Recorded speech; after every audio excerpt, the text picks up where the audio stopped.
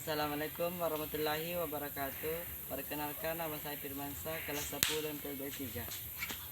Saya ingin membahas tentang bab 2, yaitu perkembangan manajemen perkantoran dan layanan bisnis di era revolusi industri.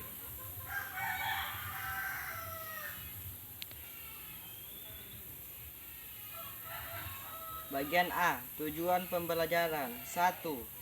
Menjelaskan perkembangan revolusi industri. 2. Menjelaskan konsep kantor modern. 3. Mengidentifikasi jenis teknologi perkantoran. 4. Mendeskripsikan konsep otomatisasi perkantoran. 5. Menjelaskan konsep lingkungan kantor.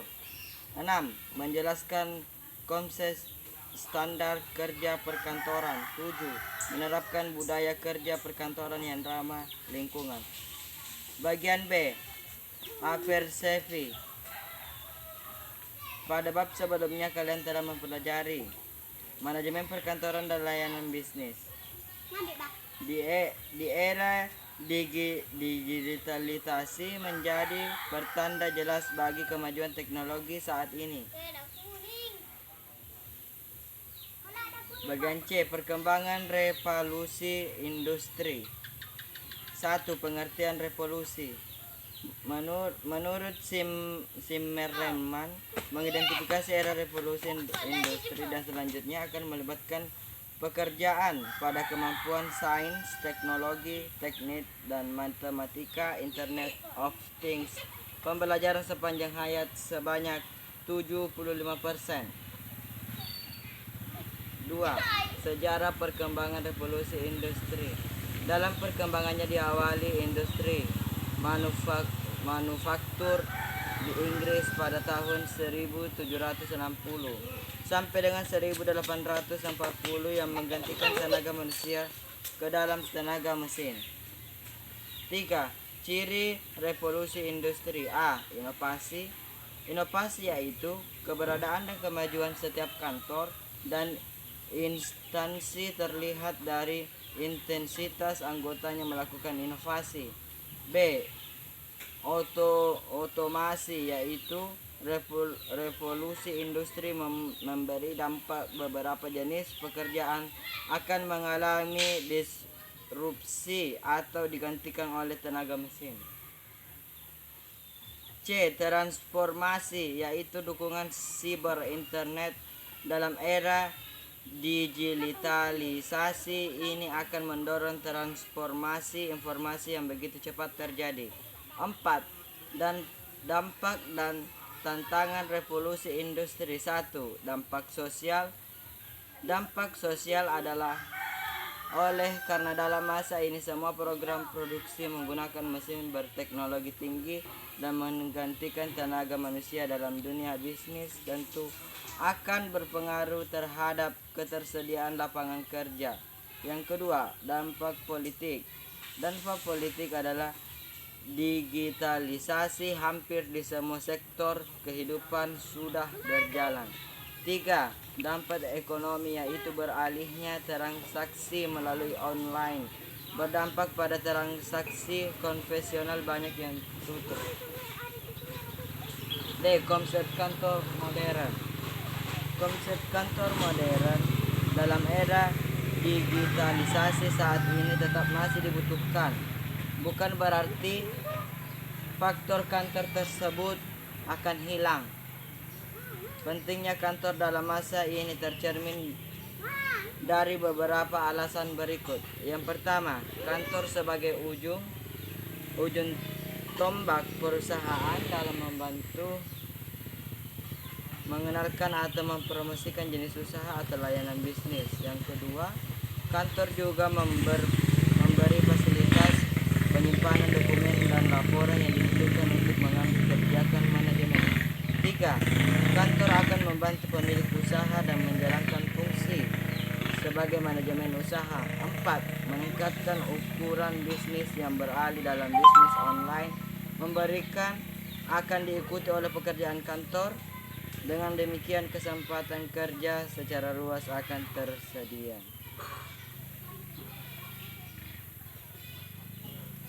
Kegiatan layanan bisnis adalah 1. Merencanakan sistem dan prosedur kantor. 2. Mengendalikan formulir kantor. 3. Mengendalikan karyawan kantor. 4. Menjamin ketersediaan dan keamanan aset kantor. 5. Melaksanakan hubungan masyarakat. Teknologi perkantoran. Teknologi perkantoran di era digitalisasi sekarang ini penggunaan teknologi menjadi hal wajib dibutuhkan dalam upaya mempercepat dan mempermudah pekerjaan kantor. Peralatan teknologi menjadi sarana penting untuk menjaga agar prosedur kerja di kantor bisa berjalan dengan baik sesuai tujuan. Data perusahaan yang tersimpan biasanya akan berada dalam satu server. Dengan demikian keamanan data akan lebih terjamin. 1. Manfaat perencanaan teknologi perkantoran. Yaitu sistem kantor akan berjalan lebih efektif. B. Akurasi dan keamanan dan terjamin melalui teknologi. Data yang dibutuhkan dapat dengan cepat kita akses. C. Komunikasi antar unit dan bagian atau bahkan kantor cabang yang letaknya terpisah dapat dilakukan dengan cepat dan mudah. D. Pekerjaan lebih mudah dan cepat selesai. Penyimpanan data dapat dikelola dengan baik. F. Otomatisasi perkantoran. Otomatisasi perkantoran berasal dari bahasa Inggris automation yang berarti penggunaan peralatan otomatis, sedangkan arti otomatisasi dilihat dari Kamus Besar Bahasa Indonesia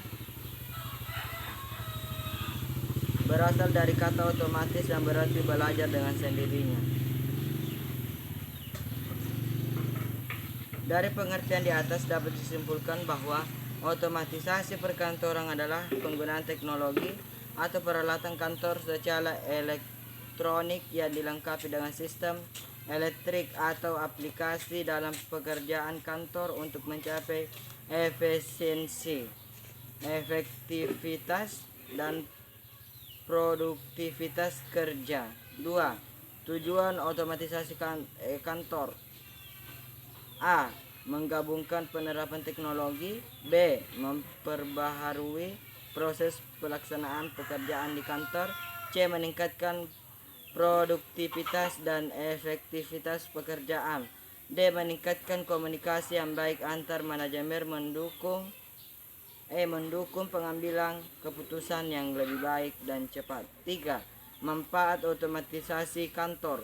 Manfaat yang dapat dilihat dari penerapan otomatisasi kantor adalah A. Membantu dalam menjalin relasi lebih baik oleh karena komunikasi secara langsung kapan saja. B. Membantu pemecahan masalah melalui efektivitas dan efisiensi komunikasi yang dilakukan akan dapat secara cepat masalah diklarifikasi dan diselesaikan. C. Semakin banyak dan lancarnya layanan bisnis, maka perusahaan akan semakin berkembang pesat yang akhirnya berujung pada pencapaian keuntungan. 4. Dampak otomatisasi perkantoran. A. Dampak positif. 1.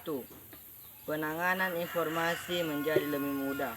2. Kesalahan-kesalahan dapat cepat diselesaikan. 3. Bertambahnya kesempatan pekerjaan baru yang muncul. 4.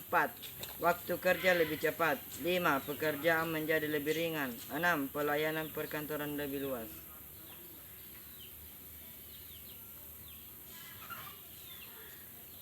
G. Konsep lingkungan kantor. Pengertian lingkungan kantor merupakan tempat utama untuk bekerja dan memberikan layanan kepada pihak internal dan eksternal. Lingkungan kantor harus mampu memberikan kesan nyaman untuk bekerja dan dapat memberikan gambaran yang baik bagi pelanggan. Sekalipun bagi pemula pelaku usaha atau startup dengan menggunakan jasa kantor virtual atau menyempurnakan usaha yang dibangun dengan lingkungan dan fasilitas yang lengkap dapat dimiliki. 2. Manfaat lingkungan kantor. 1. Meningkatkan efisiensi. 2. Meningkatkan kesehatan. 3. Menekan angka ketidakhadiran karyawan dan peraturan tenaga kerja. 4. Mengurangi kelelahan. 5. Meningkatkan semangat karyawan lain. 6. Melindungi peralatan kantor dan arsip.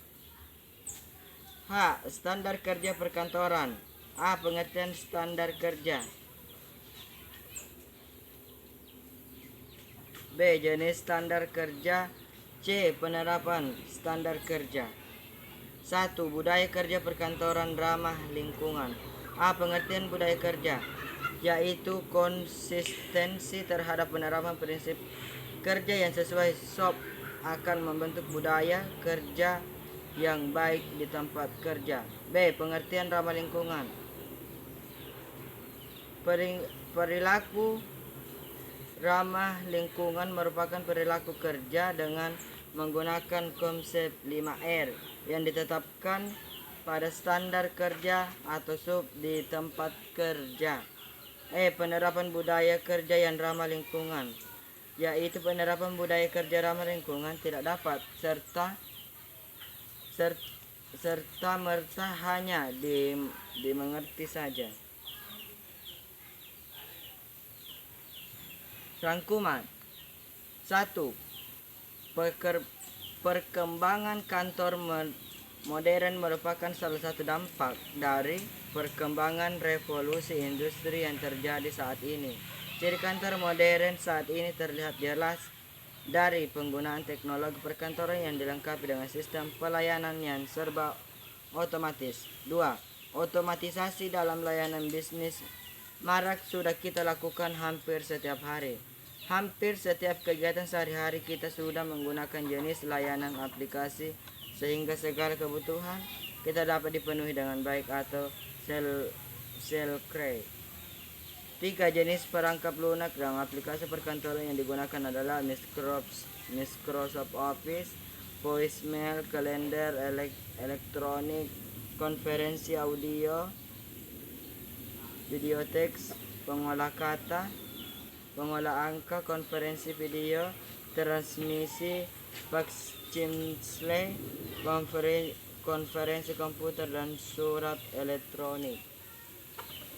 Yang keempat, dampak yang ditimbulkan adanya otomatisasi perkantoran pada prinsipnya untuk mempercepat pekerjaan kantor sehingga waktu yang dibutuhkan lebih pendek dan padat digunakan untuk memperluas jenis pelayanan kantor yang lain. 5. Di samping dampak positif yang ditimbulkan, ada negatif yang muncul akibat penggunaan teknologi perkantoran yang membuat orang menjadi lebih ringan.